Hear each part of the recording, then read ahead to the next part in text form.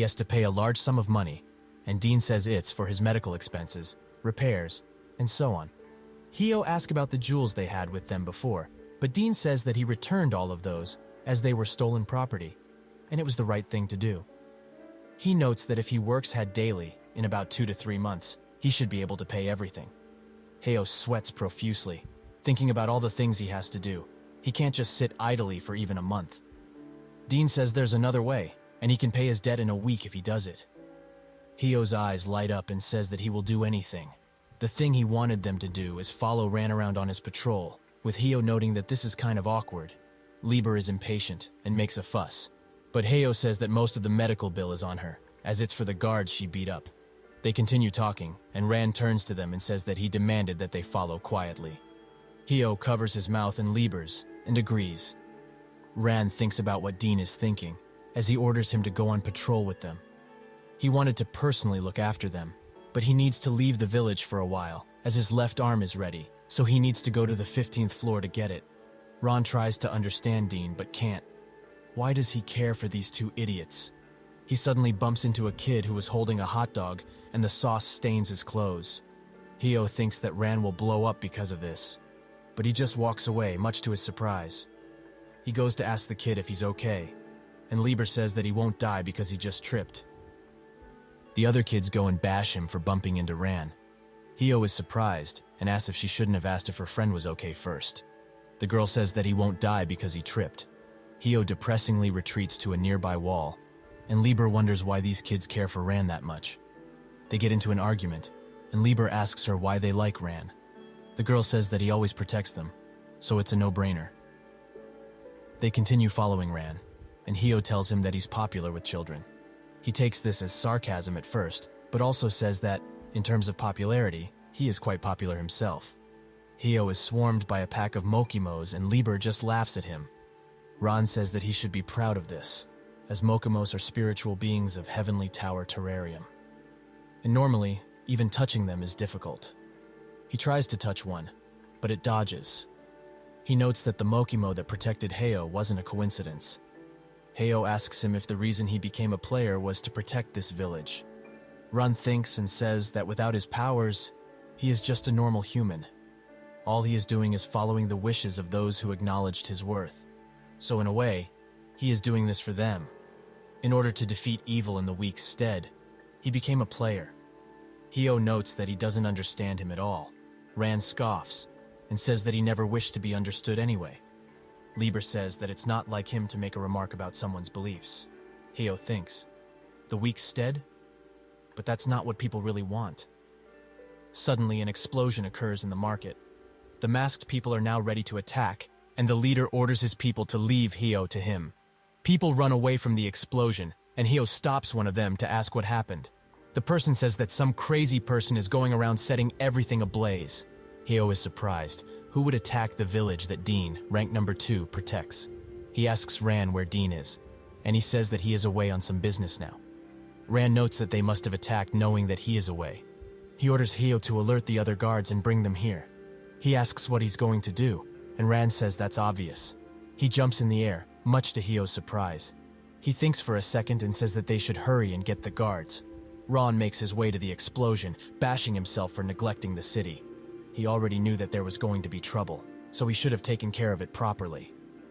Suddenly, an explosion occurs right in his face, and out of the smoke, one of the attackers appears, saying that he's late. He orders other attackers to charge Ran, but in the second they approach, they all get swept away by his cloth. The attacker notes the cloth's sturdiness and attack potency, and says that he lives up to the name of Guardian. Ran transforms his cloth into a spear, exclaiming that he will execute him. He charges in, but the attacker blocks the attack. They both retreat, and when Ran goes in for a kick that the attacker barely dodges, they exchange blows, seeming evenly matched. Ran gets the upper hand and pushes him into a wall. With that, he notes that it's over. But instead of feeling defeat, the attacker's smile grows wide, and 3 people appear behind Ran. The clothes rip, and he manages to incapacitate them all, in exchange for his clothes. The attacker says that he didn't think he would have control over clothes as well. Ran looks at him and demands to know why they are doing this, and if he doesn't answer, he will take his life. The attacker smiles, saying that even if he does, he won't let him live. He also notes that the battle is already lost, as their purpose has already been fulfilled. The leader stops Hyo and exchanges greetings. Hyo notes that this is the guy from the testing site, and Lieber says that they are surrounded. Hyo says that they have to go, as they received a request to bring the guards over. The leader says that wouldn't be wise, as he was the one who started the fires. Hyo asks why he would do such a thing, and he explains that he doesn't want anyone to interrupt their conversation.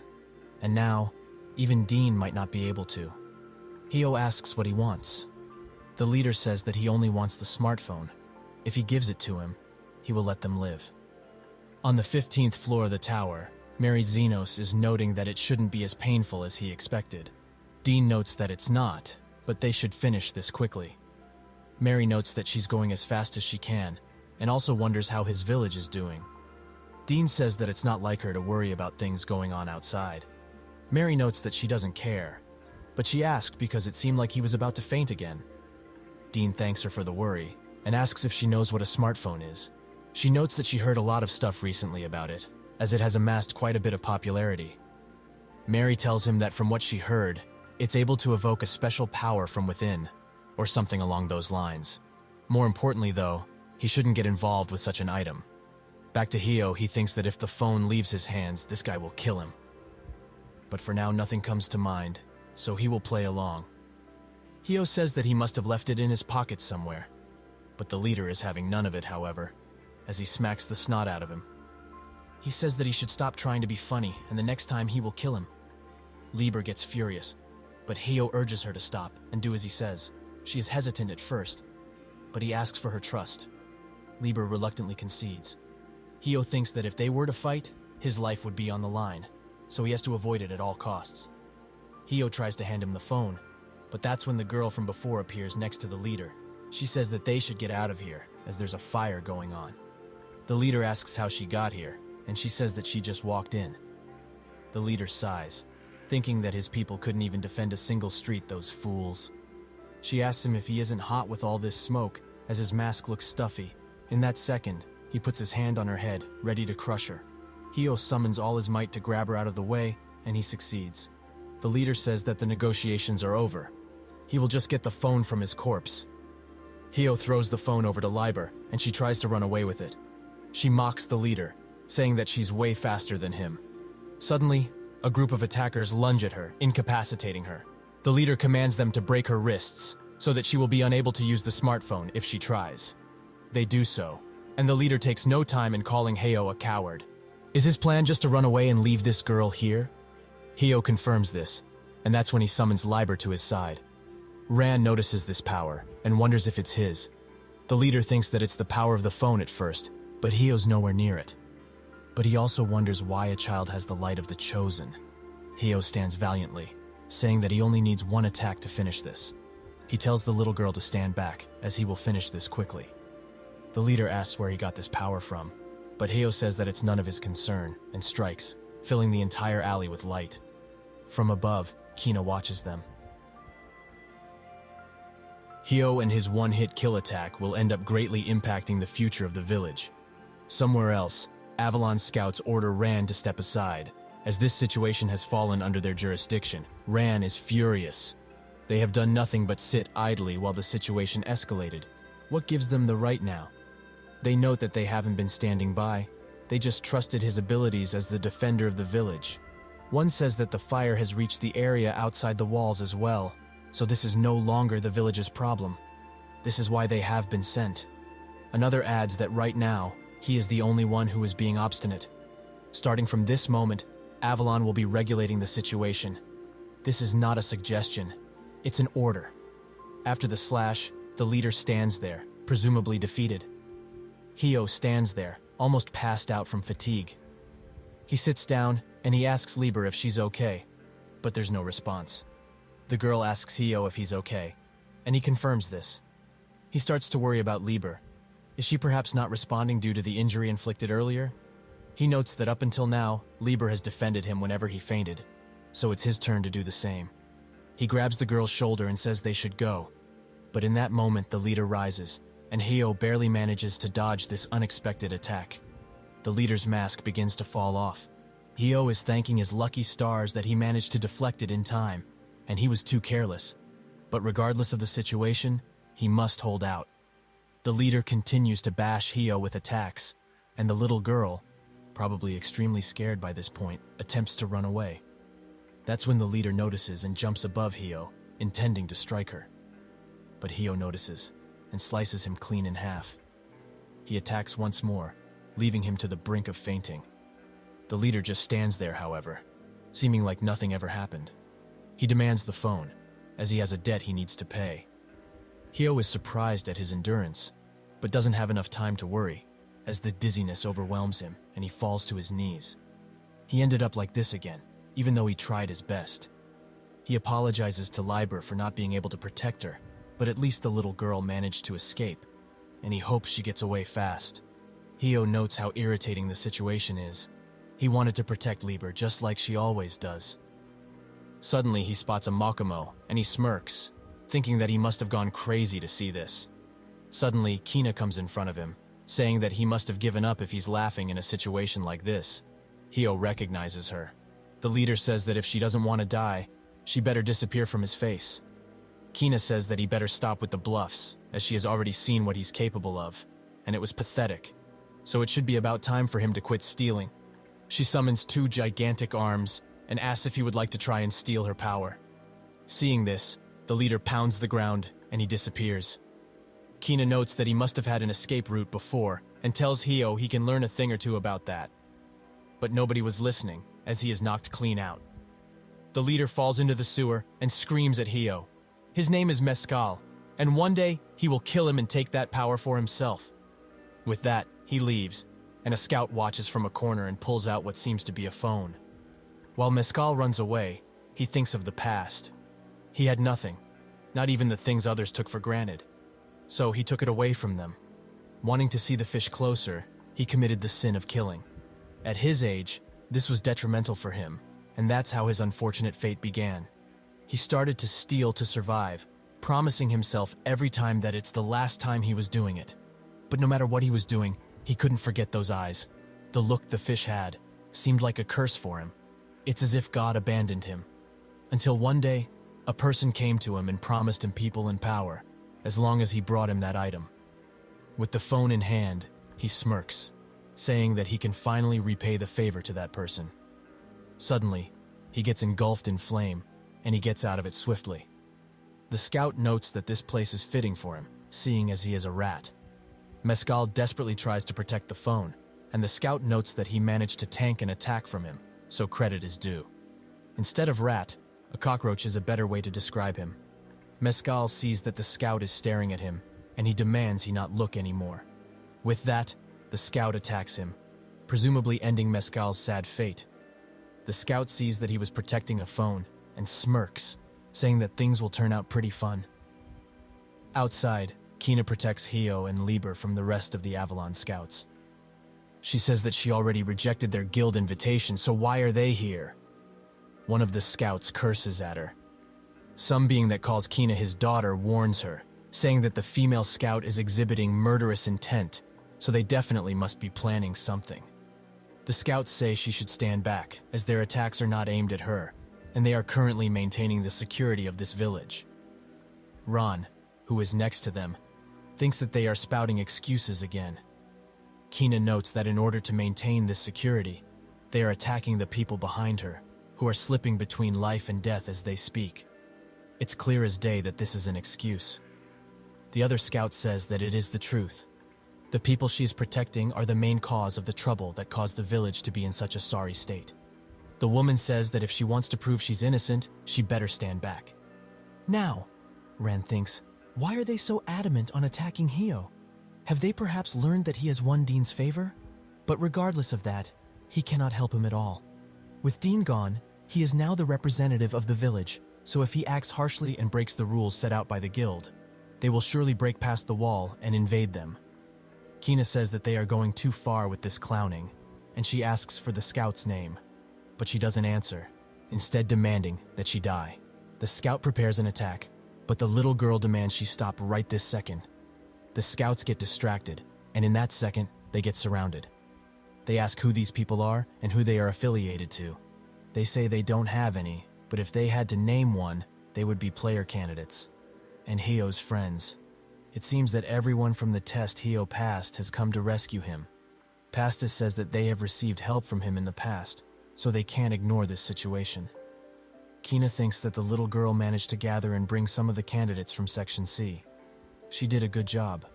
Suddenly, 2 large energy pillars surface from the ground, and the candidates all get ready to fight. But it was just a message. The scouts read it, and they note that it's a message from their leader. To temporarily suspend their plans, and not lay a hand on the individual who claims to hold a smartphone. The big scout, Absent, tells the female one, Kalua, that they should retreat. She's hesitant at first, but he says that it's an order from the leader, so they can't ignore it. They leave, and the candidates mock them. Absent says that they should watch what they're saying, as they will surely meet again at the testing site for the player candidates. Ran looks down, and he clenches his fists, the only thing he can do now. After a week, Dean comes back, and is extremely furious at the sight of the damaged buildings. But since that eventful day, as if nothing has ever happened, the village is working hard to stabilize itself, and it does so at a fast pace. Hio and Liber have been recovering quickly. He notes that it's surprising that he healed so much in just 1 week. It must be Liber's influence, right? She scoffs and agrees, making Hio think that she isn't too happy after losing consciousness like that a week ago. But he can see why, as she was much more powerful when she was with Arthur. She says that he should stop talking to himself like that, and punches him. In that moment, Pastis comes inside, bringing fruit. He and Hio begin talking while Liber is angrily munching on some fruit. Hio thanks him for the rescue, but Pastis says that he helped everyone pass the exam, so it's all good. Hio thinks about Mescal, a fellow examinee who almost killed him. Hio asks who attacked the village, and Pastis doesn't know. He says that this whole situation is suspicious no matter what angle you come at it from, as after the incident, the captured criminals seemingly evaporated, leaving only their clothes behind. And other than the leader of the organization, they don't know the face of anyone else. Pastis grabs both of them by the neck and says that they should both take care and recover quickly. He also says that they must be the only ones who put their lives on the line and fought outside of the tower. This makes Hio think that he doesn't know anything about said tower, and he asks Pastis if fighting in the tower is commonplace. He notes that they really must not know anything, and Hio asks if he could tell them anything about it. But Pastis outright refuses, saying that they are examinees. But when anything related to players comes up, they are enemies. He goes to the door, saying that this is just how life is here. That's when the door bursts open, and a myriad of player candidates come in saying they are here to visit. Pastis just sits on the ground, trampled by the guests. He looks up and says that Hio has another visitor. Ran comes into the room, and Hio thinks that it's over for him. 3 hours ago, outside of the village, Ran was at a training ground. He thinks about all that happened, and his face sours. During the most dangerous time, he wasn't able to do anything, even after proudly declaring he was competent. He feels like the most pathetic thing in existence. Heavenly Tower, player. He hates those words. Just as bees are attracted to flowers, so do the promises of the tower attract many people. And those people, who claim to have come to the tower in pursuit of their dreams, are no different than criminal trash who constantly steal from others. No. They detest these kinds of people. It's the truth. But even with that, he was saved by the very people he despises. Ran bows down, saying that if it weren't for them, the village would have turned into rubble. He thanks all of them, both as defenders and as a player. Kina comes in saying that she's late as she couldn't find a flower shop nearby, but is surprised at the atmosphere inside.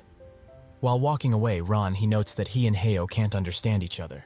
If that is the case, he will try to accept them. This is the best possible way he can repay the debt. He goes to Dean and apologizes for being late. Dean says it's fine, saying that he was going to test his new arm with him, but ended up doing it without him. In the hospital, Kina gives him back his phone, saying that it was found in the sewers, but they couldn't identify the culprits. She leaves, saying that with this, the debt has been repaid. Liber is surprised. After everyone fought over this thing, it was just found lying in the sewers? Hio thinks that there must be other people from his reality. That's when a hidden number suddenly calls him. Hio is sweating profusely, and he answers the call. The caller notes that he's thankful the phone was delivered successfully. Lieber asks who the caller is, and Hio's whole world is crashing down as he knows who the person behind the phone is. Kim Tae-won, his classmate. Hio thought that through the smartphone, the only thing that connects him to the world he's from, he could contact another person from his reality. But he never would have thought that the person would be Kim. They go meet in an undisclosed location. Hio asks why he is here, and Kim says that he isn't the only one who met God. This shocks him. Kim looks at him and starts making his way toward him. He says that they have another urgent matter to attend to. He puts his hand on Hio's shoulder and says that he heard that he was going around impersonating him with the smartphone. Just like that time, Hio tries to excuse himself, but Kim asks if he has to clean up his messes in this world too. Hio looks down and apologizes. Kim walks away and says that he is the same as always. A pathetic person. He says that he will let it slide. It's not like he tried to do something like this anyway. But in exchange, he demands that Hio doesn't come to the player exam. He says that he can't do that. He will climb the tower. He throws the phone in a river and exclaims that he never tried to impersonate him. Kim says that he should stop deluding himself. He's a nobody, not the main character. Hio notes that no matter what, he's going to climb the tower. That's his choice. Kim pulls his hood up, and red streams of light emanate from his phone. He notes that he changed, so he will personally make sure he won't be able to climb the tower. Hio thinks that he must also have gotten powers from God. Suddenly, Ron arrives and blocks Kim's hand, saying that he got here just in time. He urges Hio to return to the mansion, as Lieber is worried about him. Kim notes that he always liked this character, and Ron says that using skills against civilians is against the rules, so he will have to enforce them now. Kim says that Ran has no chance of beating him, and he would be better off calling Dean if he wants to. Ran goes in for the attack, but Kim easily dodges. He asks what he's trying to pull, and Kim just stares. Ran continues his attack, but Kim dodges and says that he always wanted to see it in person. But unfortunately for him, this skill becomes useless if he fights at close quarters. Ran summons a spear and says that he shouldn't assume this. Kim grabs the cloth and scoffs, but his confidence is short-lived, as Ron swiftly goes behind him, and with not enough time to react, Kim gets hit twice. Heo asks Ran how he knew of coming here, but Ran urges him to stop speaking, as things aren't over yet. Kim gets up and notes Ran's skill, but suddenly, using his phone, he copies Ran's ability, much to their surprise. Kim, now full of confidence, asks how they would like to be beaten. But that's when Dean pops up next to him, asking if he's the rookie he's been hearing about. Kim smiles and says that he looks exactly like in the webtoon. It seems that this won't end smoothly. Kim tries to attack Dean, thinking that he didn't even notice his presence. He also notes that Dean is a mechanical swordsman, so he needs to be careful around his arm. He suddenly comes up behind him, causing Kim to panic and restrain his arm. Dean asks if he got permission from Rand before getting his skill. Kim says that he didn't, but it shouldn't be that big of a deal, right? Dean smiles and says that he lacks basic manners. Kim thinks that he is the closest being to Nagi, so if he can beat him, he will be one step closer. Dean breaks out of his restraints and closes the gap at light speed. He prepares a flick, saying that he needs to fix Kim's attitude with a beating first. He flicks his head, leaving him in a sorry state. Ran urges Dean not to go too far, but he assures him that he won't. He turns his attention to Kim, saying that they should continue his lesson. Kim notes how adamant Dean is on continuing with this. The village just might get demolished if this continues. He thinks that he had no reason to stop fighting, and now he will make sure that Dean is in his eyes at all times. Dean's murderous aura appears and says that he must be crazy. How dare he talk about the village in his presence? Kim can't move a single muscle now. The pressure is too much. Suddenly the other Avalon scouts appear, and Rand takes no time in aiming back. Dean adds that he's in a foul mood, so he won't play along as he usually does. Absent says that their team leader offended them, and apologizes, also asking if he can allow them to leave in peace. Kim says that he doesn't plan on running away, but Absent says that the order came from the vice captain. He excuses Kim's behavior, saying that he is new, and doesn't know about the non-aggression pact. Ran asks if they just expect to walk out of here without punishment, but Absent says that according to regulations, they will pay the price, whatever it may be. Dean looks at Kim, and back at Hio. He sighs, and demands they leave. Kim says one final thing. He will regret the day he decided to help Hyo. Dean and Ran walk past Hyo, and he can't help but clench his fists. Deep in the night, he rises from his bed, and Lieber notices. Ran is preparing some of his cloth, and that's when he hears a knock on the door. It's Hyo. They go outside, where Ran notes that he is already strong and doesn't need to do this. Hyo says that Lieber is the strong one, not a weakling like him. Until he can hit Ran at least once, he won't stop. They continue to fight, but he holds no candle to Ran. Still, he steels himself, and until dawn, they continue fighting. The ground is littered with scars, and Ran says that they should probably stop now. He understands his rage, but destroying his body like this won't help anyone. Hyo says that he was right. He is extremely weak, a worthless fighter without Lieber. He should just give up on being a player, or on everything, right? Ran asks what he came here for, and Hyo cries out of frustration, saying that he wants to become stronger. Suddenly, Lieber screams at him to stop messing around. Hyo is surprised and gets up, but finds her tearing up. She says that she's the weakling. Hyo wonders what caused her to say this, but Lieber screams that she's right. If she wasn't, then why did he leave to fight without her? It's because she's weak and useless, right? Hyo comforts her, saying that he just didn't want to drag her into anything. She says that he lied, as they were supposed to climb the tower together. Ran looks at them, and Hyo urges her to stop crying, causing Lieber to hit him in the gut. Ran smiles, and says that he will work with them, in order to make them stronger. Hyo is enthusiastic and thanks him profusely. At a restaurant, the other player candidates talk about the phone. They say that it's a really nice item, and that a guy from Avalon is using it. They also know that that person went to Hyo, who is apparently on the bad side of Avalon now. Kina makes eye contact with the person telling most of this, and he thinks that she is surely into him. He mocks Hyo, saying that he only relies on his items, but in reality, he's a weakling. Kina gets up, saying that she doesn't have time to sit around and chat. The guy's confidence gets crushed, and they all leave. While leaving, Pastis asks her if she likes Hyo.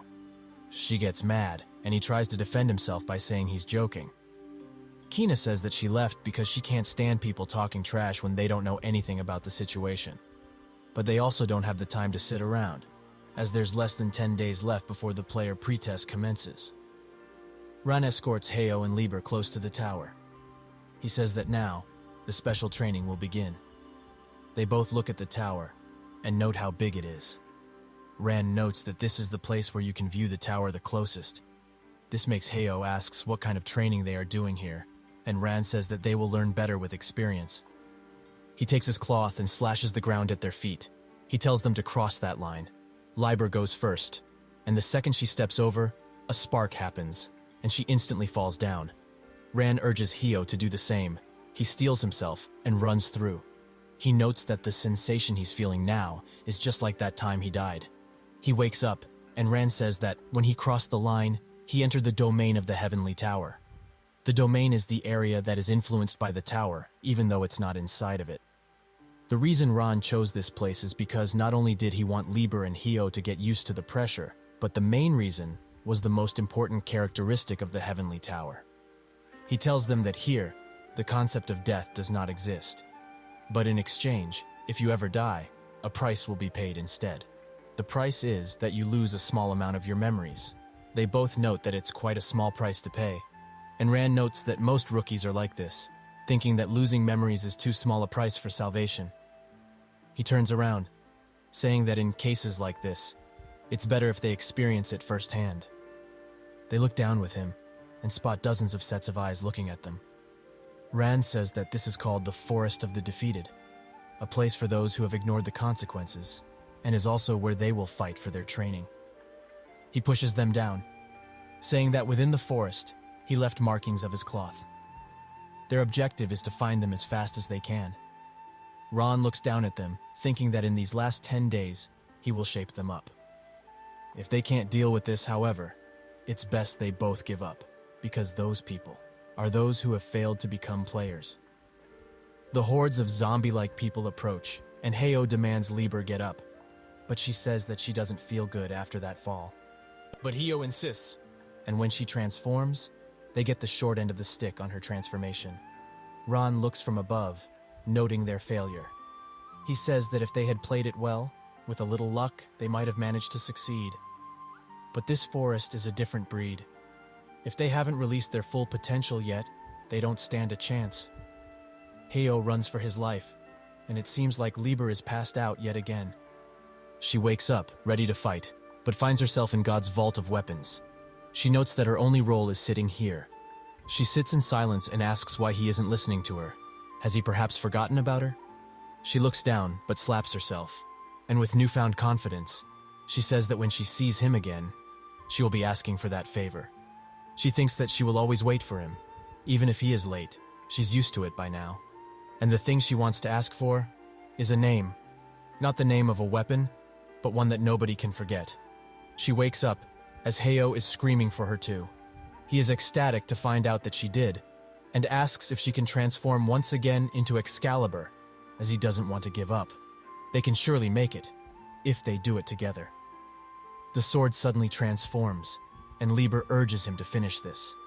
He strikes, and evaporates most of the ghouls. They get out of the smoke, with Liber carrying Heyo, as he feels like fainting after using the ability. He looks at her, and notes that her hair grew a bit. Heyo thinks that it's probably because she's an ego weapon, and that means she grows with the master. Dean came to watch from above as well, saying that what they did was pretty cool. But he suddenly rises up and grabs him by his clothes. He asks one question. What's the reason he left those two to die in that forest? 50 hours have passed since they entered this forest, and Heyo notes that you don't need to eat at all. But instead you have to sleep lots, and it also heals your wounds to some degree when you sleep. He notes that it's probably the same for the defeated here, as they don't come out at night. Heyo thinks that it would be best to look for the cloth while the defeated are sleeping, but he can't just wake Liber up when she's sleeping so happily. He goes to sleep as well, and that night, he has a special dream. The next day, he seems a little tired, and Liber asks what that's about. Heyo wants to say that he saw her, but it would be embarrassing to tell that to a girl, so he stops. After some talking, he and Liber decided what to do when the defeated appeared. It happens that their purposes is not aligned, so they made an agreement. When using a sword attack, only attack one target. With that, he is beginning to understand his abilities a little. After fighting again, he passes out and Liber looks after him. He wakes up and Liber notes that he faints for about 3 hours. Heyo is surprised that it's that much and asks how she knew. She says that it was just a hunch, as when she was in the divine world, the only thing she could do was keep track of time. Heyo is now sure that dream was about her. He gets up and says that it's good to know he can use the ability for. It will allow them to plan out more stuff in the future. He would also like to know how to adjust the power and such. When he came here, he came to the realization that he knew nothing about not only his own abilities, but also Liber. She looks at him and notes that he seems pretty excited. She says that Ron probably sent them here in order for him to be who he is now. Heyo continues to lead the way and says that he climbed a tree and saw something in the middle of the forest. That's definitely where Ran hid the cloth.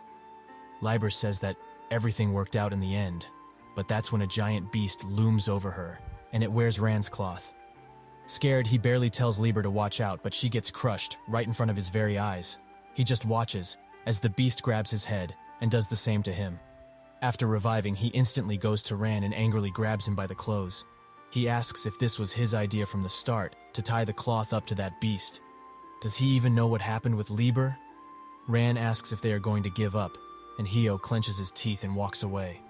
Ran stops him, asking what he's going to do when he gets there. Is he going to run away again? Heyo asks.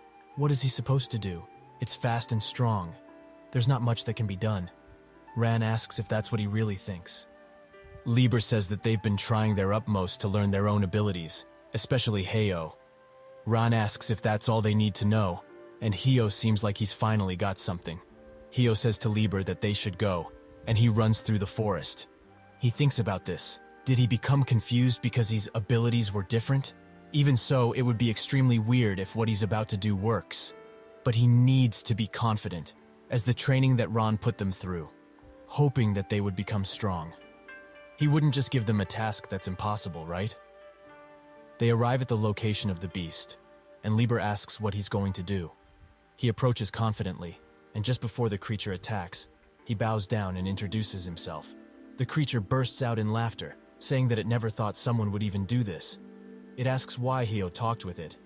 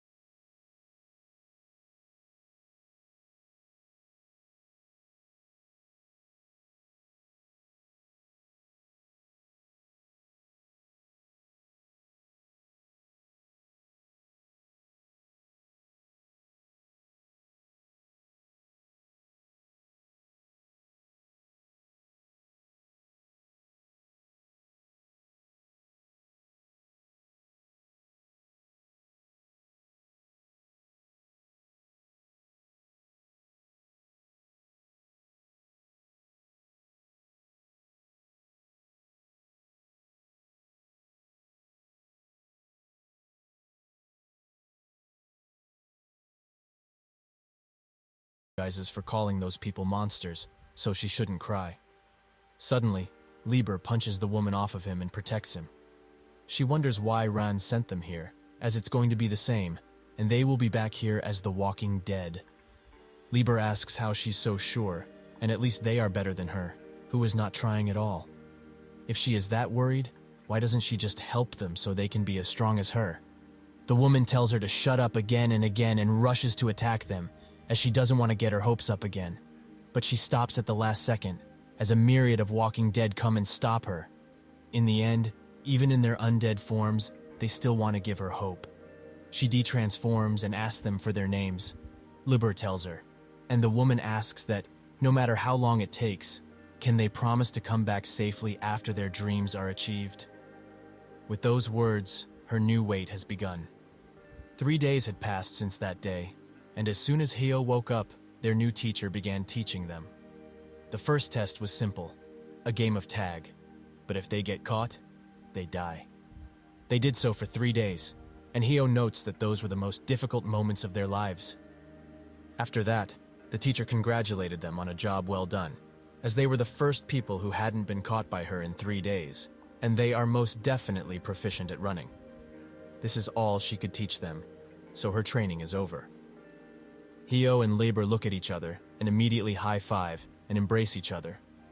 They cry out in joy and note that not even Ran had put them through such hellish training. The teacher says that they should let her finish, as this lesson was about how to survive an enemy that is much stronger than them. This is important wisdom in the tower, as the tower is full of strong individuals, so they need to be able to retreat in a dire situation. They both are horrified by what's to come, and Hyo asks if she's going to make them do that whole thing again. She notes that they will have to ask their next teacher, and she breaks one of Ran's clothes. He descends to the ground like a hawk, and he says that he heard what they were saying about him, and they also mentioned hell. Well, for the 4 remaining days, he will show them what true hell is like. Days pass, and Dean looks out of his window, noting that today is the day of the player test. It seems that the group that rescued Hyo previously is in a bit of a pickle, as a madman is attacking them to reduce the number of people he has to compete with. Kina stands in front of him, and he prepares an attack, but another guy defends her, the guy who tried to hit on her previously. She notes that all of this was a trap, a lure to make this a fair fight. The madman grabs his leg and notes that since he attacked first, all of this is self-defense now, right? He punts him to the ground and asks Kina what she's going to do now. She summons her power and notes that she will play along for now. The guy, nicknamed Bloody Mary, a class vampire, charges in. The others prepare to defend themselves, but that's when lightning strikes Bloody Mary, and he falls in one hit. The man who shot that monster was none other than Hyo.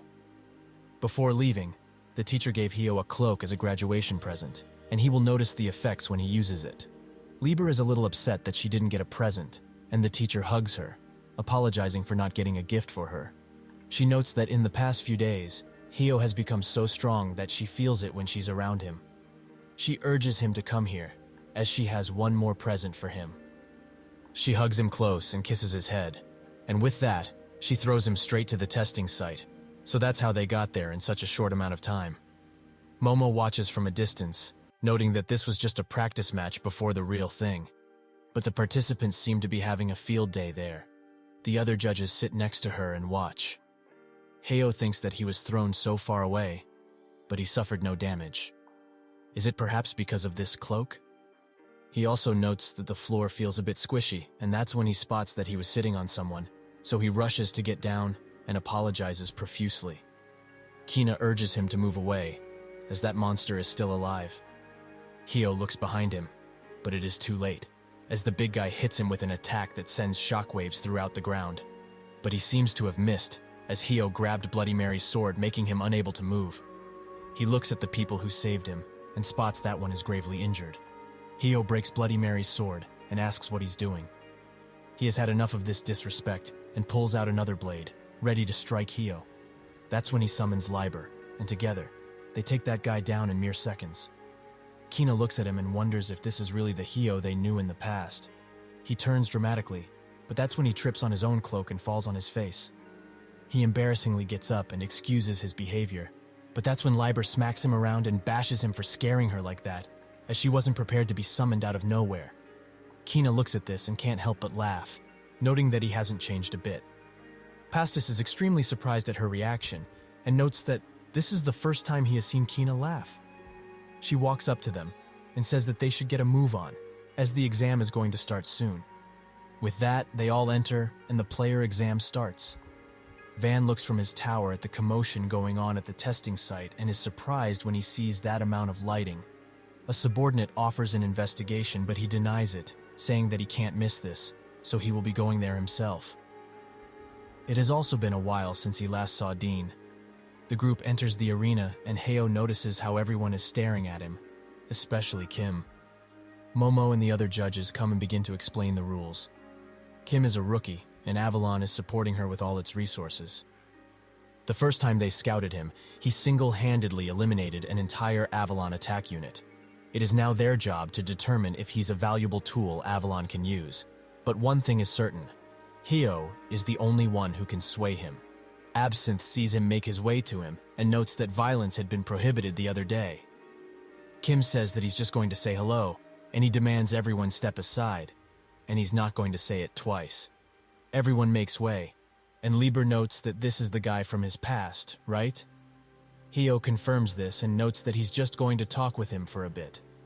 Kim says that he changed quite a lot, as he can now look him in the eye. Heo notes that he's still the same. How long is he going to act like a child for? This enrages Kim, and he gets ready to attack, but one of the judges stops them, and Momo says that personally, she doesn't care if they rip each other apart, but there will be no fooling around under her supervision. With that, they stop, and Kim spots Van looking at him from above. Another judge approaches Heo and notes that he's quite cute up close, but sadly not her type. She also notices that his muscles are quite tough, but not enough to make everyone in Group C pass. Momo tells her to back off, but the other judge, Lulu, says that she's quite generous if she lets everyone pass due to him, and under her watchful eye, nobody will pass that easily. The other judge, Bibi, agrees with her, and notes that Group C has the most people, which might seem unfair to the other groups. Momo sighs and gives up, noting that they will do as they please. Lulu looks behind Heo and says that the number needs to be cut by half, so from now on, under her guidance, the test for Group B will proceed with a 1v1 tournament. Van watches from above when another guildmaster, Sirius, greets him, noting that he didn't think that the Avalon Guild representative would be in place like this. They continue to talk, and Sirius talks about Dean and Nagi's fight, noting how weak Dean truly was. That's when someone else comes up to them, Dean himself. Sirius asks what he's doing here, as this is a place where only big guild executives can enter. So it's not a place for a bastard like him with no guild. Dean says that he's in the right place, as he now has a guild. The Red Wing Guild. Sirius is surprised his guild got approved, and Van says that he approved it. Dean notices him, and is surprised to see him out of the castle, and that he is having a hard time with their new product. Van says that they should stop talking about that, as he even accepted his guild as an apology.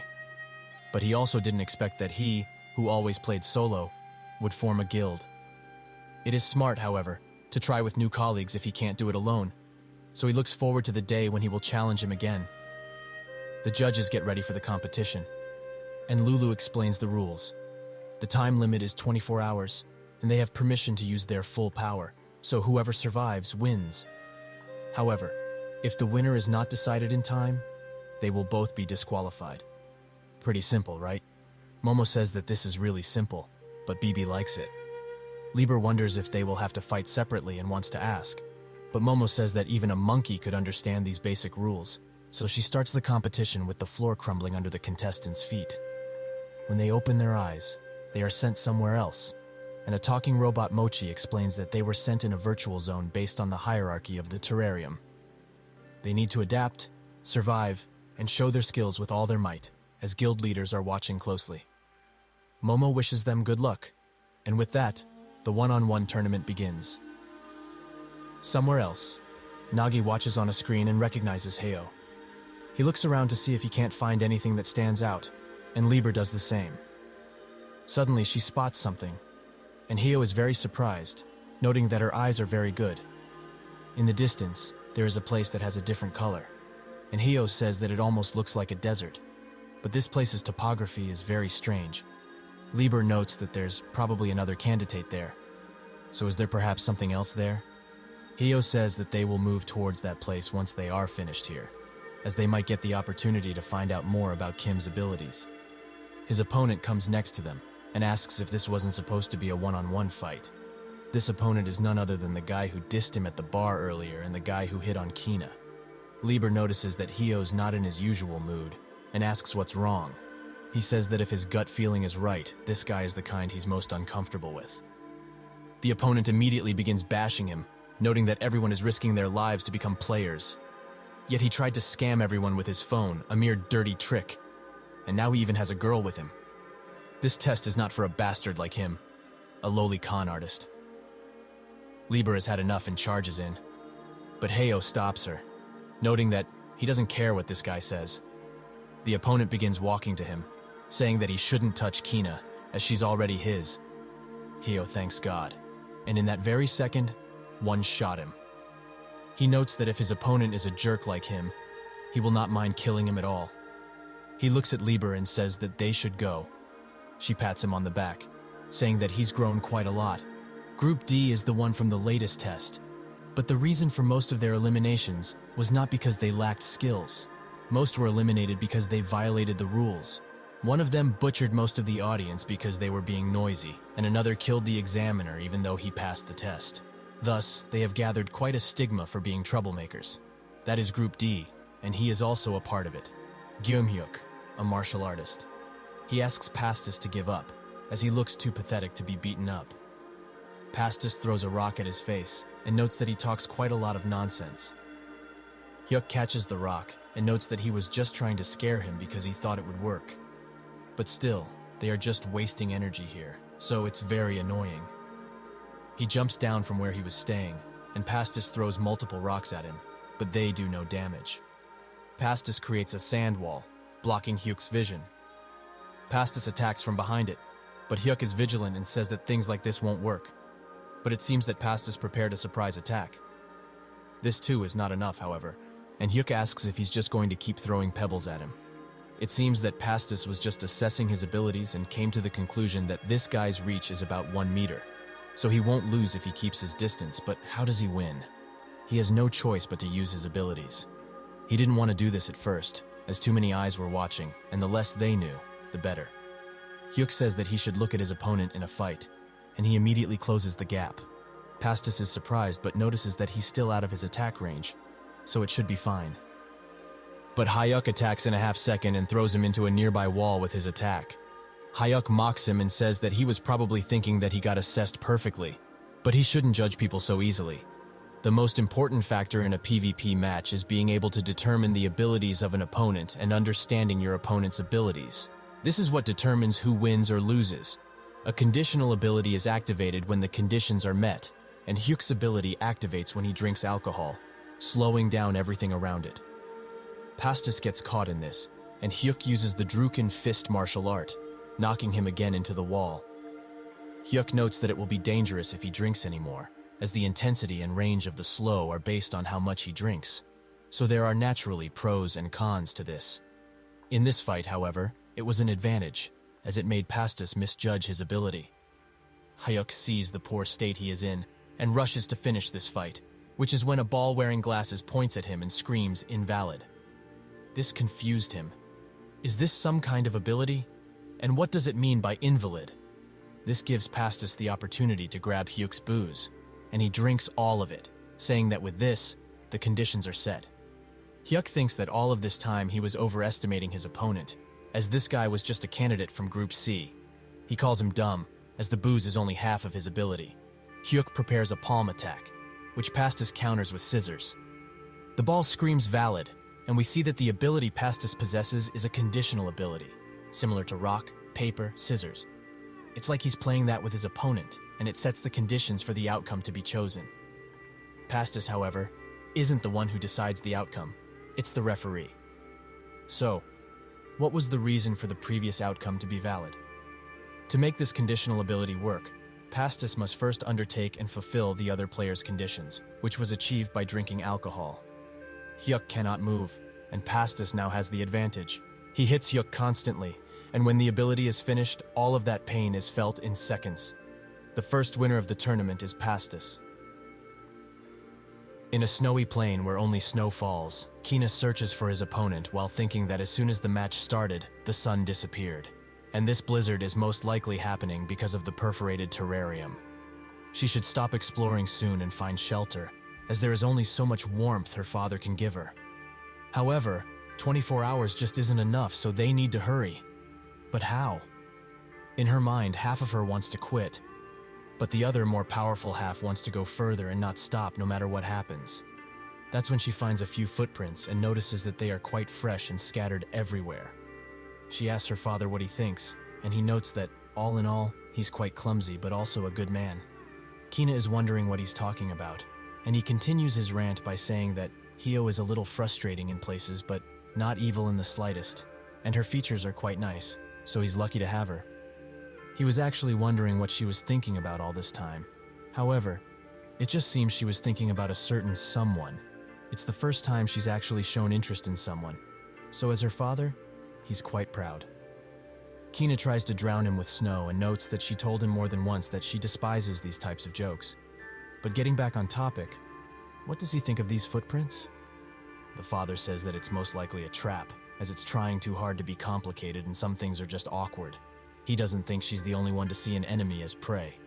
She agrees, and what she's thinking of right now is a declaration of war. That's when countless arrows surround her and create a large explosion on impact.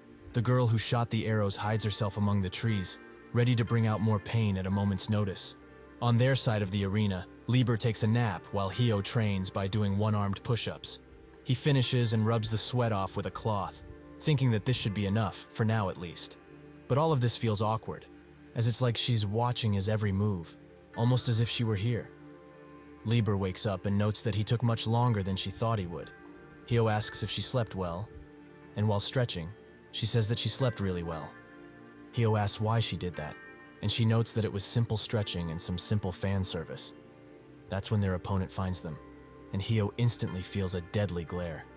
He urges Lieber to get ready, and their opponent summons a gigantic staff to crash on them, which simply deletes half of the island they were on. It was the guy they defeated before, Shonan, who holds the title of Monkey King. Momo and the other judges notice that the first match has concluded, and so Momo picks up something and tells the others she will go announce the results. While walking, she thinks that an hour from the start, the first match ended, and what she's holding are the results. This just proves that her test wasn't as bad as the others thought, but now she's excited to announce the results, as she can't wait to see the guild leaders' distress that will be visible on their faces. All of the guild masters can officially scout only 3 people.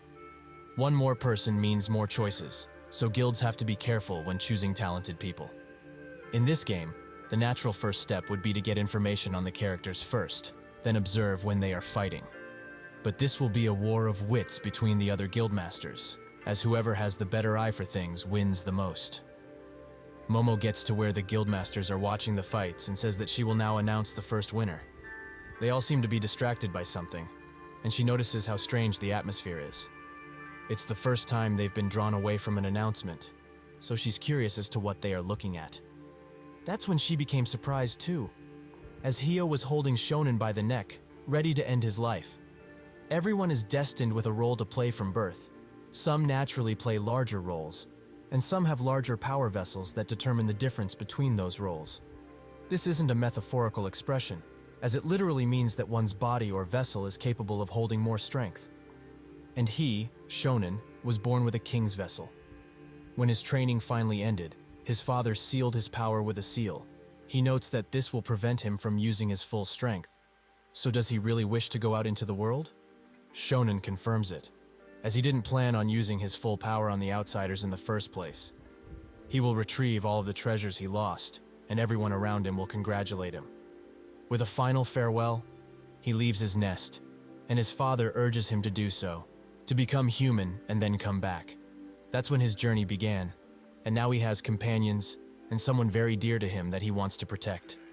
He also had to put up with a lot of things that were just plain irritating, but his powers weren't meant to be used on such useless things.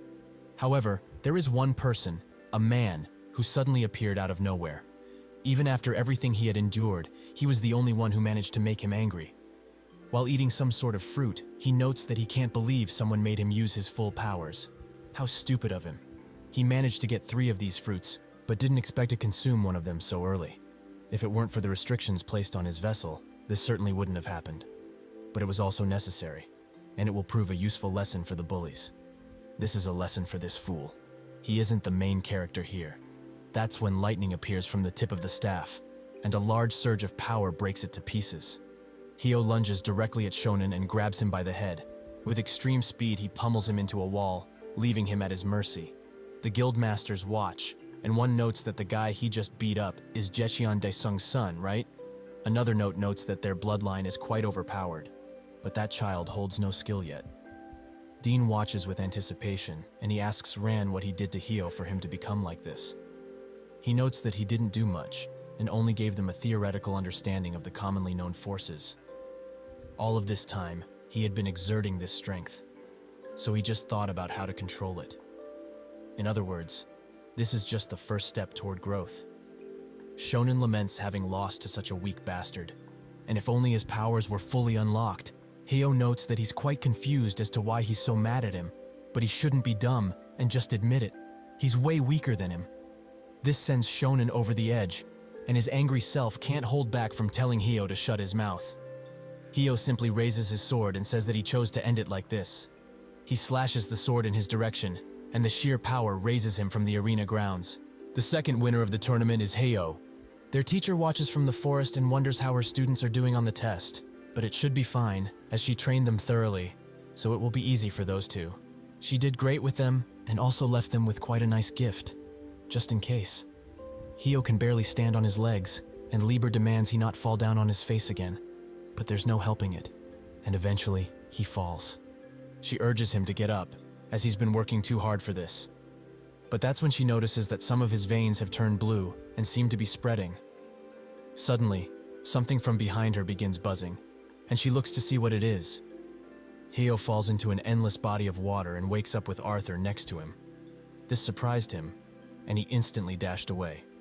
He asks where this is and where Liber is.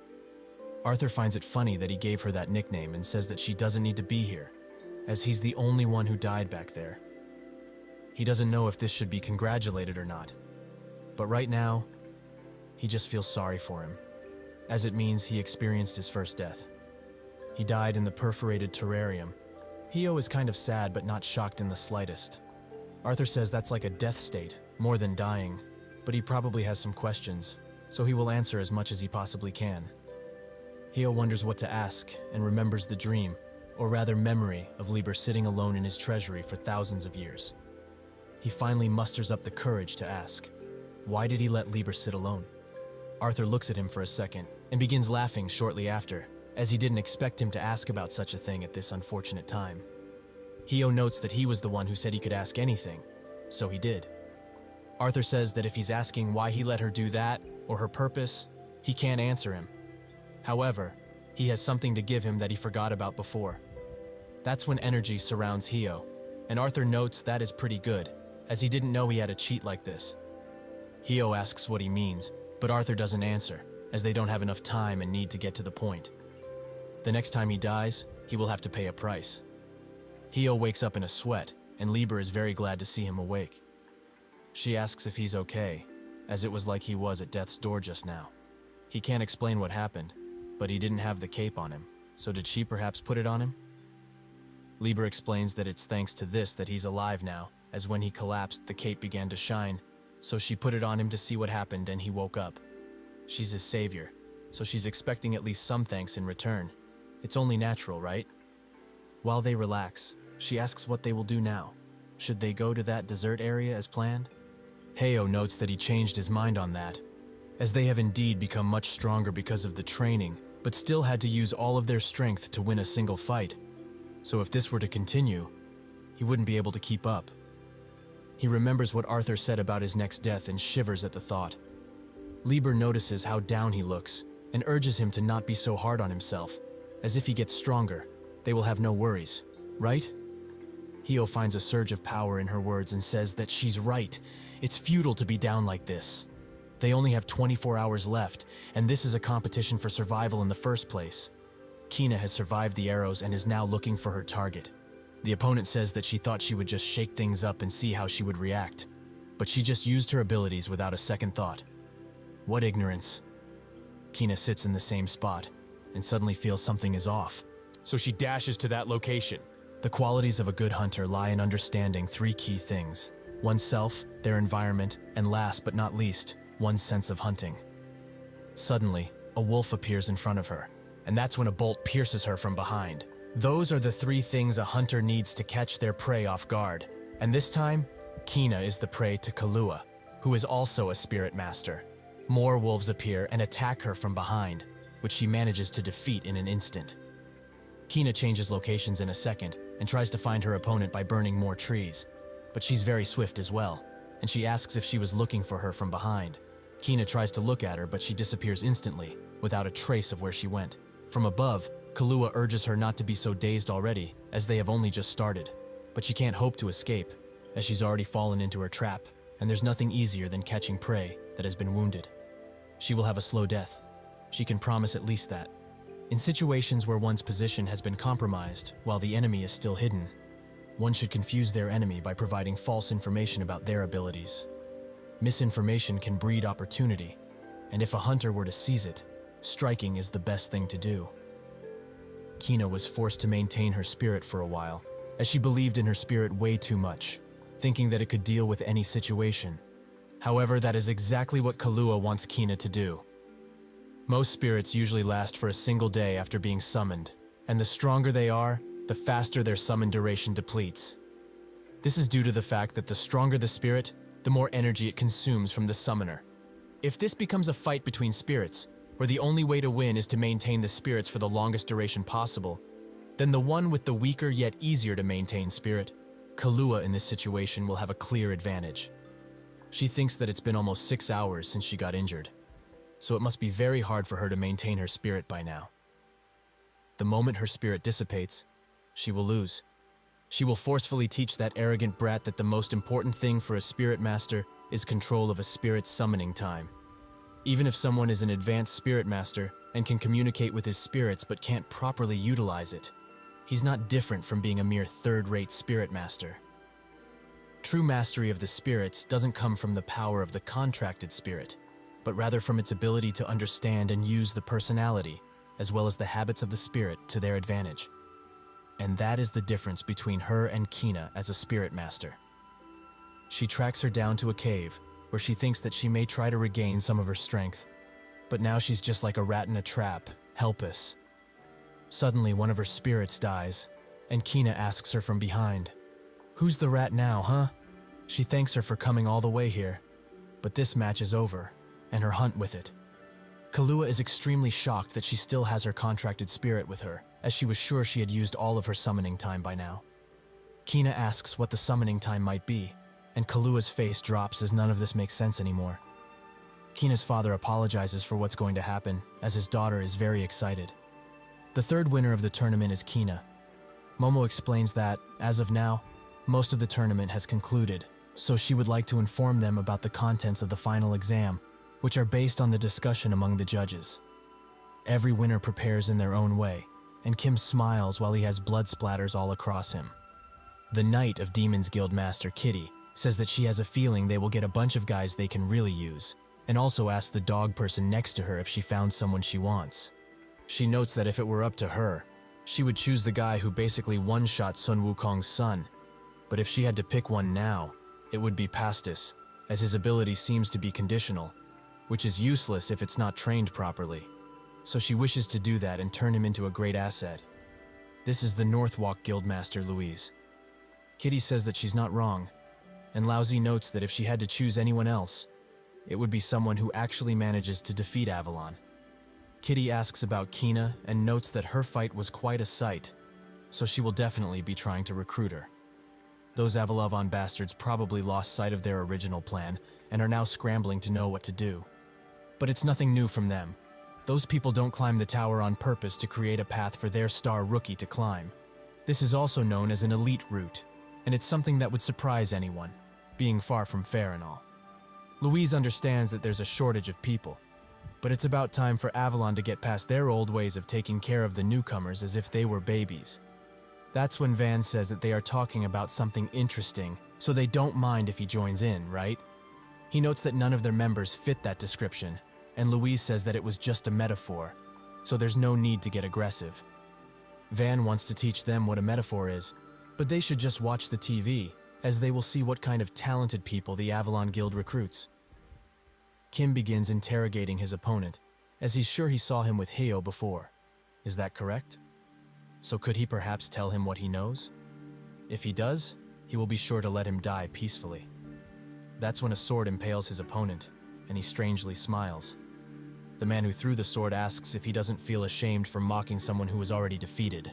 Kim demands to repeat what he just said, and the man notices that, judging by his cloak, he must be Avalon's famous lapdog. Well, he's glad to meet him here, as he won't feel any guilt when he cuts him into pieces. This is Myung-Yoon, a swordsman. Kim throws the sword back at him and says that if they really want to fight, they will do so, as he was worried he couldn't try out a few things. Judging by his look, he fights with swords, right? Myung cuts him off in that instant and confirms that indeed it is so, but it seems that he's not all talk either. The cut clone dissipates into mist, and Myung tries to sense where he is. He begins using a sort of echolocation, and when Kim makes a single step, he finds his exact location. He begins cutting through the stone guards Kim left behind and arrives instantly at his location. Kim manages to block the attack and uses this opportunity to blast him off using the phone. Myung notes that the skill he just used isn't his, as it was from someone who strangely disappeared. He must be quite skilled at imitating other people's skills. That thing he's holding is obviously how he can do that, and based on his poor body movements, he can only use one ability at a time. Perhaps he was expecting a stronger opponent, but he never thought he would fight a child with a toy. This is truly child's play. Kim tries to do something with the phone, but Myung closes the gap instantly and urges him to remember that in a real battle, there are no second chances. He kicks him into a wall with great force and takes his phone away. Now that he has no powers left, would he like to show him something else? He's the great rookie of Avalon, right? That night he can never forget. He lost everything and wandered aimlessly for years. But suddenly, a man invited him to go back in time with his suggestions. Nonetheless, he heard him out. Myung looks at the phone and says that he had never thought a device that could copy abilities would exist. The Mokimo drone flaps above, but he cuts it, and even when it clearly warns him that any damage to the property will result in a disqualification, he still crushes it under his foot. This fight is already over, and now it's time for the Rookie of Avalon to answer some questions. Kim asks if he's not shamed by making fun of the person he just beat, but it doesn't seem so as Myung kicks him around. He told him that the fight is over and he's at his mercy, so he should answer his questions or else. Does he know where Hyo came from? This shocks Kim quite a bit, and Myung slaps him around again, as it seems he doesn't know, so they should move on to the next question. Where did he come from? Kim is surprised that's all he wanted to know, and if that really is the case, he should have told him much earlier, as he would have helped him. But why does he want to know truly? Did he perhaps meet Arthur from above? Myung asks what nonsense he's spewing out, and he tells him to only answer when questioned. Kim takes this as him not meeting him. Thus, he's only an ant in his way. Myung suddenly gets forced to the ground, and Kim notes that it's a rank 7 gravitational field that he's using. Even one such as himself would find it hard to get out of something like this. Myung is shocked that this guy just used an ability, as the phone is right here. Kim says that he must be talking about the phone, but he shouldn't be fooled by it, as PvP is an easy way to improve the ranking. However, he should think about it. Why does he think everyone is willing to play around with the guy who can only copy abilities? In preparation for situations like this, he used this presumed weakness as bait, as he figured that eventually someone would be fooled, like him. Myung says that it seems his bad luck hasn't run out yet, as he's dealing with such a crafty bastard. But he admits that he's been outplayed, and this battle is his loss. So Phantom should do as he pleases.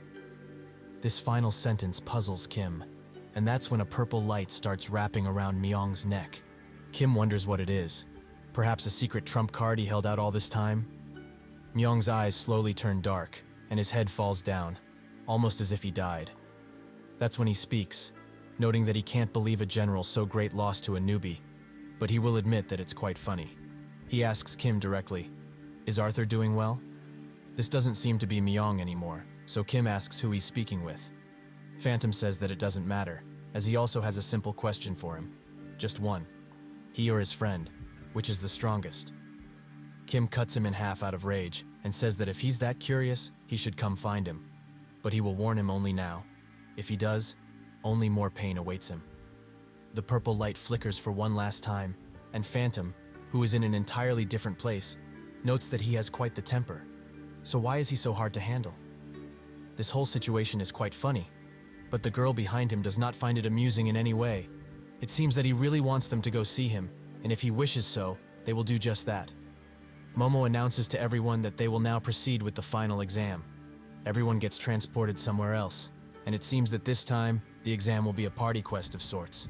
Hyo and Kina get teleported at the same time, so it seems that they are teammates. Minutes before this, Momo announced that, with the one-on-one tournament having ended, they would proceed with the final test. It is a party quest, and from now on, they will be sent to random locations. Libur asks Kim if that yellow-haired dude is alive, and Hyo says that it must be so, as he doesn't believe he would be easily eliminated. Momo continues explaining. It's not strictly required to have a party, so players are allowed to face each other if they wish to. However, they must be in pairs to get to their final destination, so it would be quite beneficial if they would get along with their teammate quickly. She's done explaining stuff, so now they will be transported to their locations. Hyo warns Libur to be careful of her teammate, but she seems to be ready, and if she ever sees that yellow hair, she will paint his hair red. Hyo finds her attitude quite frightening, and so, after teleporting, he meets with Kina. Kina thinks that she's been struggling ever since she helped him just once, with many people teasing her over it. He's been around more and more lately, so this is getting frustrating. What do you call someone like that? An eyesore, of course. Hyo is surprised by her presence and asks what she's doing. Kina finds this question quite insulting, and her father says that she's speaking quite a lot with her friend here. She tells him that something bad will befall him if he speaks anymore, and he naturally backs off. Hyo tries to say that she didn't mean what he just said in a bad way, and that's when Libur, who is flying through the air, asks Hyo to catch her. With only seconds to react, he manages to do so, but this seems to have hurt his back quite a bit. She says hi to Kina, and while Hyo is suffering, she asks her if she wants to make a party with them. They do so, and they get marks on their hands. However, Libur doesn't. The yellow Mokimo tells them that their quest is to arrive at that destination while still having the seal, so it's something everyone should be able to do. That concludes the quest description, and that's when countless golems rise behind them. Kina is swift to react, but Hyo is much swifter, as he has sliced his enemies in a single second. His show-off suddenly ends because of Libur, who starts beating him for using his abilities so early. Does he really want to faint again? Kina's father notes that the skill he holds is quite valuable. Later, Libur talks to Kina's father and asks if he really is a spirit. He confirms it and notes that because of him, Kina has all that power. She notes that he's similar to what she is for Hyo, so they have something in common to chat about. Kina looks over a cliff, and Hyo asks if she notices anything. He comes closer and spots that she was looking at a cave, or rather, a dungeon of sorts. Kina notes that dungeon is the right word, but it might prove quite useful, as she would rather fight monsters than players, so she will be going first. Hyo urges her to wait for him, as they have no way of knowing what's inside. They walk to the entrance, and both girls are in agreement that they should just get going, despite Hyo's advice. They walk through it, and Hyo finds this atmosphere quite awkward, as they haven't spoken in over half an hour. They are faced with a crossroads, and Hyo asks what they should do. Kina says that they can't just split up, but her words give her father a grand idea. He asks Libur to come with him, and those two can do whatever they want. Kina demands to know why he chose something like this, and he says that her old father just wants some time by himself. She still tries to deny this plan, but her father asks if she's really that scared, prompting her to give up and start walking towards one of the doors. Libur asks what's wrong with him to tease his daughter like that, and he says that it's fun and she should try it sometime. She sighs and wonders what fun he finds in it. Libur and the father reach a dead end, and so they walk back. While doing so, the father notes that she and Hyo seem to be quite close. Lieber says that it is so, as ego swords and their users usually are. But that's not what he meant by close, and he will now just ask just in case. Does she find Hio and Kina being together uncomfortable? She wonders why she would be there in the first place. This answer takes the father by surprise, and he says that he's really glad Hio and Kina are seemingly getting along. They do, but he really wishes he also had a friend like her to talk more often about these things. Lieber says that he has Kina already, and he thanks her for the kind words. Naturally, he tried to be a friend like Dad to her, but it seems to have made her more alone and isolated. But considering the stuff she's carrying with her, perhaps it's too much. He asks Lieber to take care of her if anything unfortunate happens to him. She accepts gracefully. On Hio's and Kina's sides, they arrive at a door, with him noticing that this place is quite creepy and off-putting. So shouldn't they go back and wait for the other team? Kina isn't even looking at him now, causing him to miss Lieber's constant nagging. That's when she comes close, as she notices his cloak and asks where he got it from. He explains that he got it from somebody he knew, and she is quite surprised someone would just give this out. Still, it's like a shiny necklace on a pig's neck. Heo finds her creative insult quite puzzling, and when she tries to walk in, he urges her to stop, as they should consider other things. She asks if he knows how long it has been since the test started, and he notes that he, in fact, does not. 22 hours is the number, and she doesn't know what he's been thinking since they were separated before the test. But they can't just exceed the time limit given. She opens the door and notes that even thinking about that costs too much time, so they need to get moving already. Hio grabs her arm and says that she does have a point about the time. This is a part of the quest, so they should hear what Lieber and her father think about this. She demands he let go, prompting him to ask why she's being so stubborn. Is it because of what she said earlier? If she knew they had to hurry, why would she just fall for provocation? She angrily turns to him and prepares her hand for a slap. It seems he has made a grave mistake, but the hand wasn't directed at him, but at the guards who were previously motionless. She grabs him by his shirt and says that he should listen very well. Unlike him, she can protect herself without help, so if he understands, he should stop messing about and actually take care of himself for once. This makes him think of a thing that happened in the past involving Kim, and he finds the courage to ask, just what is she so unhappy about? She notes that becoming a player as swiftly as possible is her objective, so she doesn't have time to care about others, and that includes him. He wonders why she saved him then, not once, but twice already. She doesn't know how to answer that, so she just lets go, trying to ignore the situation. Hio notes that she's running away once again. Is she really that scared? But running away does suit her attitude better anyway. So what is she really complaining about? Kina turns to him and says that he knows nothing. Nothing about what she went through or who she is. A giant hand suddenly tries to grab her, but she reacts too late and isn't able to dodge. But Hio rushes to rescue her and barely manages to do so. The hand retreats back to its room, and she awkwardly looks at him. Why did he do that? Hio notes that he will tell her this in advance. She was the one who helped him first without knowing anything, so he naturally wanted to talk with her about it, but she ignored him constantly. Can't she just tell him what's bothering her? This causes her to blush and look away, but that's when she spots that his left leg is just missing. He doesn't seem to have noticed previously, so when he sees it now, he just faints on the spot. A relationship means to be trusted by someone and to trust that person in the same way. There is good, but relationships have a weight to carry, no matter what. When she realized this, a lot of things had already happened at such a young age. Lieber and her father make their way to them, and she can only look down in shame. Lieber rushes to Heo's side, and Kina's father notes that his leg is fully broken. He was told previously that fatal injuries like this inside the tower meant the leaking of information instead of bleeding. So right now, the information that his body contains is just spilling out. Lieber asks what should be done, but he has no clue. Unless he has a class that allows him to recover, they are better off not trying anything and making it worse. He's sorry, but that's the reality of it.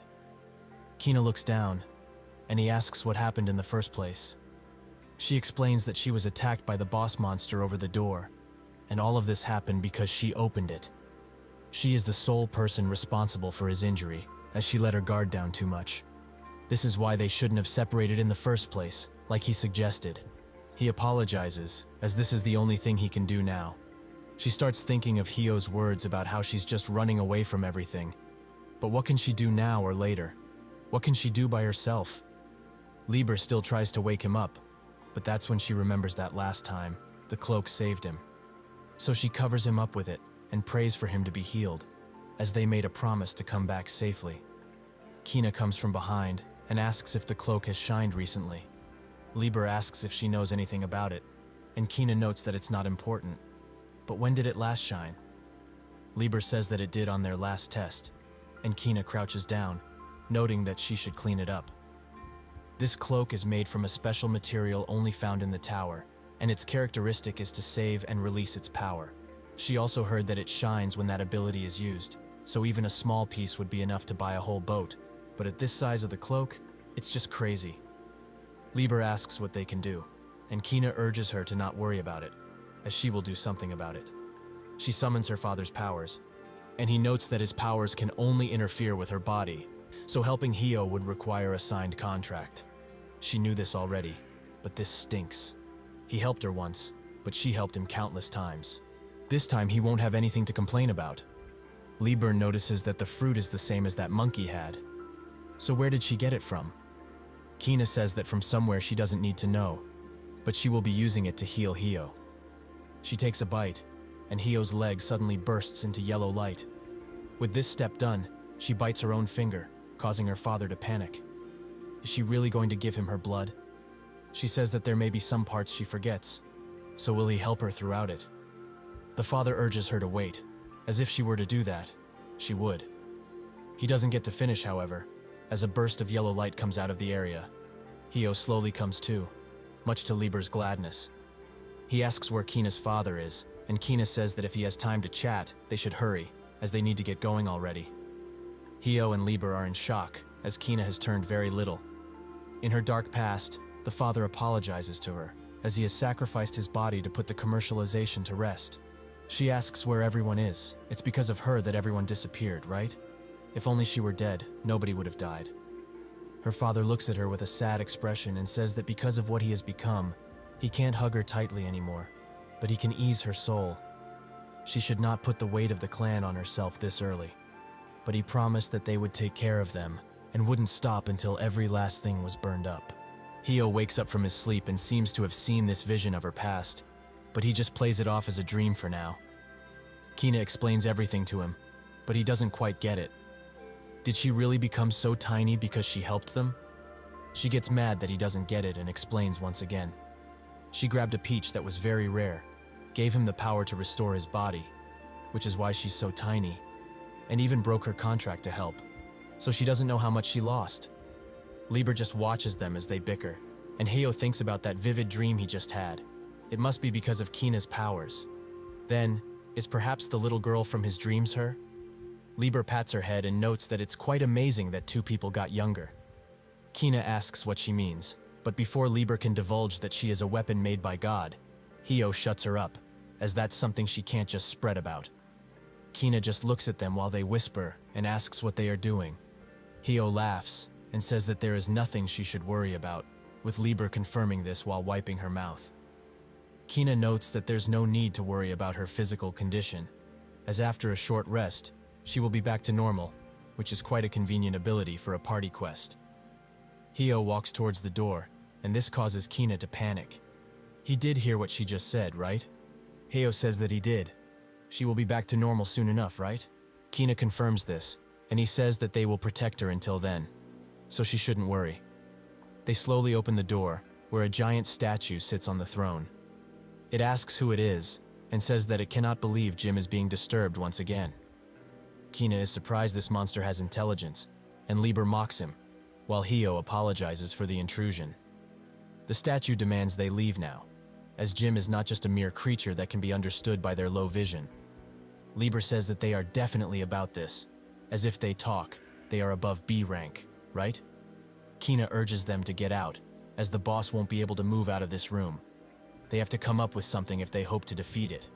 The statue attacks, but Hio impales its hand with Lieber. He asks if she remembers what he said to them, and she seems to do so. When they deal with a B rank or higher, they are fully allowed to use the skill. He throws the hand away, and Lieber says that it will be no fun if he faints again, but it seems he has had enough shut-eye this time. He remembers what Ron said. The most important thing to remember when using his ability is to form an image. He should think about the way he saw the most powerful sword. He begins mimicking Nagi and calls out for the opening sword. He remembers when their teacher told him that this skill shouldn't be used because it uses too much power. But she still had to teach him about it because skills are indispensable. It's very dangerous to use it, as he doesn't know what class he is or his true identity. But if they were to meet a B-rank opponent, they should do their best to survive. The statue manages to grab him while he charges his attack and smirks at its achievement. But that smirk is turned upside down as beaming lights come out of his hands, and Heyo comes out, breaking both.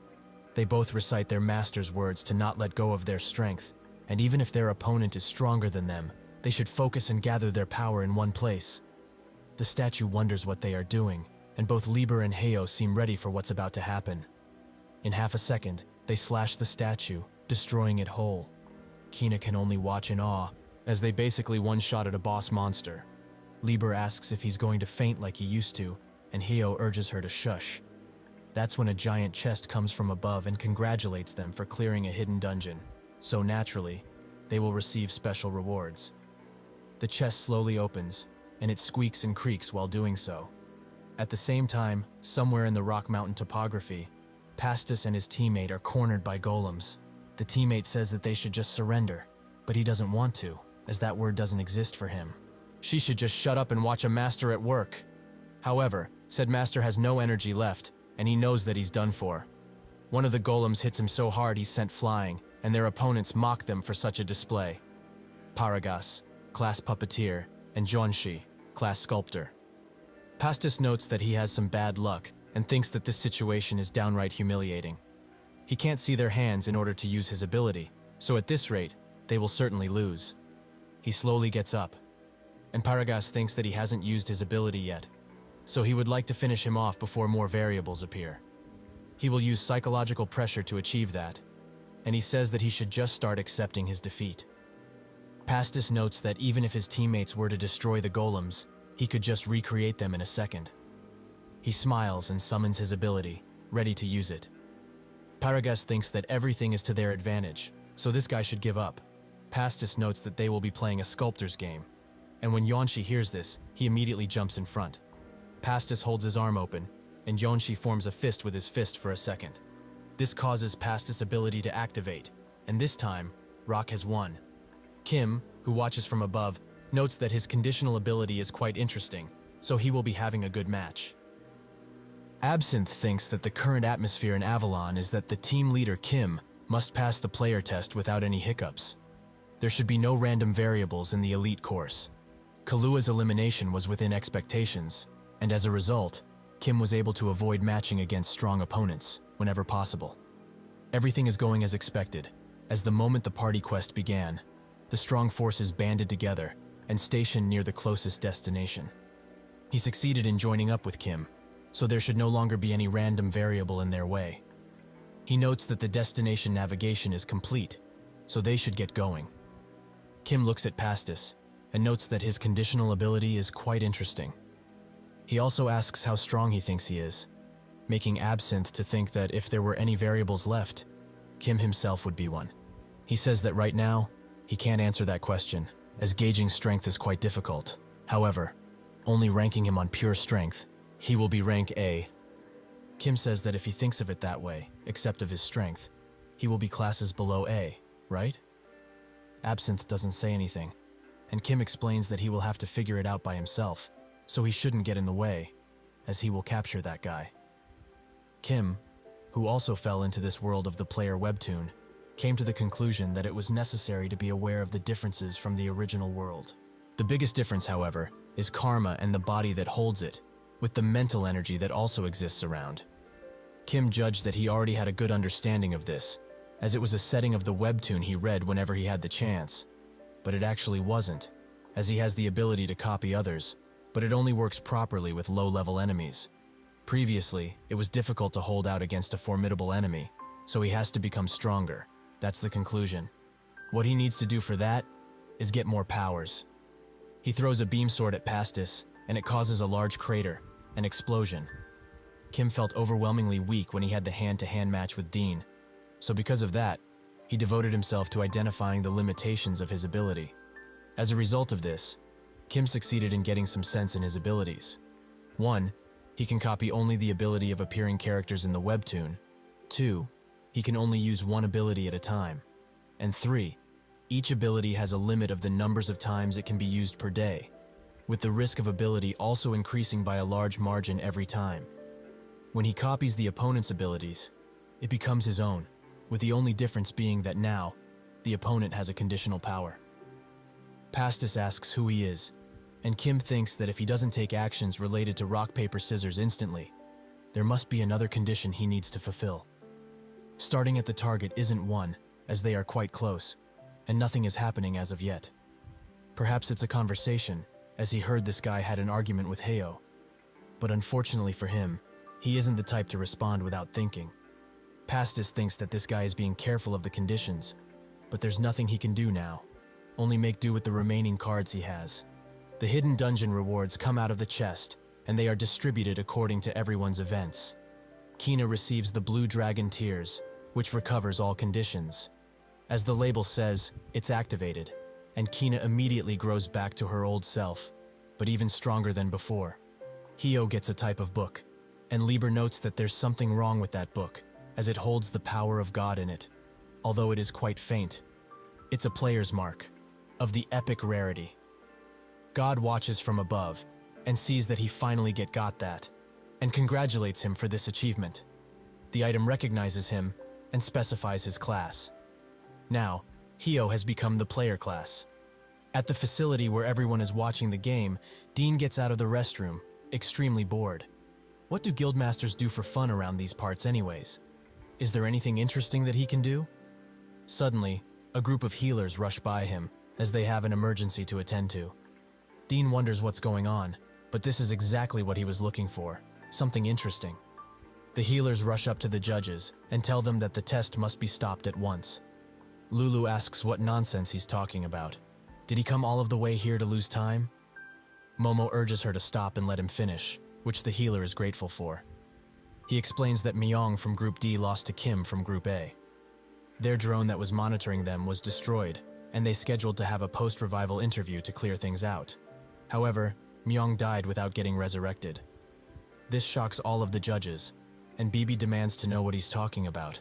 The healer notes that it wasn't his fault, as he's been doing this all of his life. If one dies in the terrarium, they will be resurrected in the temple of the appropriate class. As they know too, this is an immovable law. Lulu says that the closest temple is in the lobby, which means that he hasn't been resurrected yet. Eternal extinction. Bibi notes that if death has occurred in the terrarium, something is very wrong. Momo suggests that they postpone the test until they find the cause of all this, as the safety of the test takers is their first priority. The other judges agree, and Dean says that it's a good decision, and quite valiant, but he's against it. Momo notes that this place is strictly prohibited to outsiders, even if he's the second in ranking. Dean apologizes, as he was looking for the bathroom, but he thinks he said it clear enough that they shouldn't stop the exam. However, he has an idea. Would they like to hear it, perhaps? Pastis still manages to stand and defend his teammate, even after Kim's countless attacks, who thinks that even if this guy is inferior, he can't save the Stole power as it is, so it would be a waste of time and resources to keep fighting. This fight is officially over, as he has no cards left to play.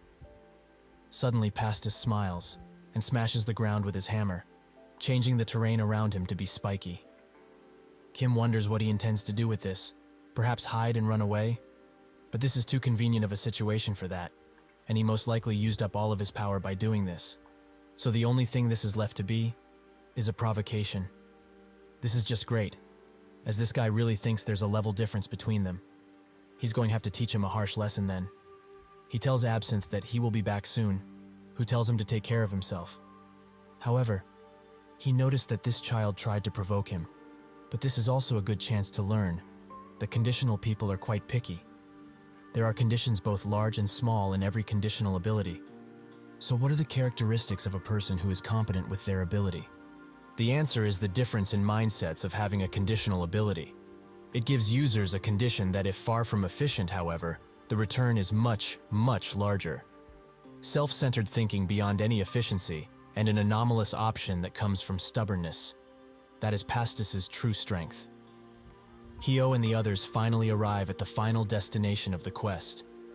Earlier, Kina notes that she never heard of his player class, and neither has her father. She suggests that perhaps it is an ego sword class, which surprised Liber, who didn't think that there would be such a thing. Kina explains that ego swords are indeed rare, but they do exist, and among them, there is the legendary sword and the 8-ranked magician. There are also some among the rankers. Did she really think she's the only ego sword around? Liber is glad that there are also people like her in this world, and Hio notes that they should meet some of them, someday, and she likes that idea. Kina's father thinks that Hio was able to one-shot a boss monster even without this player class. Do these children even have a limit regarding their potential? He just hopes that his daughter isn't too down because of this. Kina says that he should keep this class a secret from now on, much to Hio's surprise, who was planning to tell everyone at the end of the test. Kina says that he shouldn't, as the class that he's in right now happens only in special circumstances. But she has never heard of anyone with the player class. So does he know what it means to let the other players know about all of this?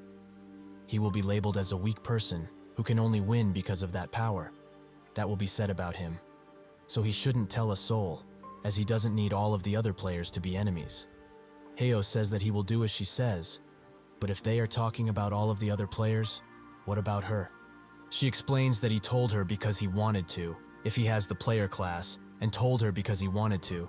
It's something to live with now, because of how indecisive he is usually. Also, if he had any bad intentions, he wouldn't have told her about it.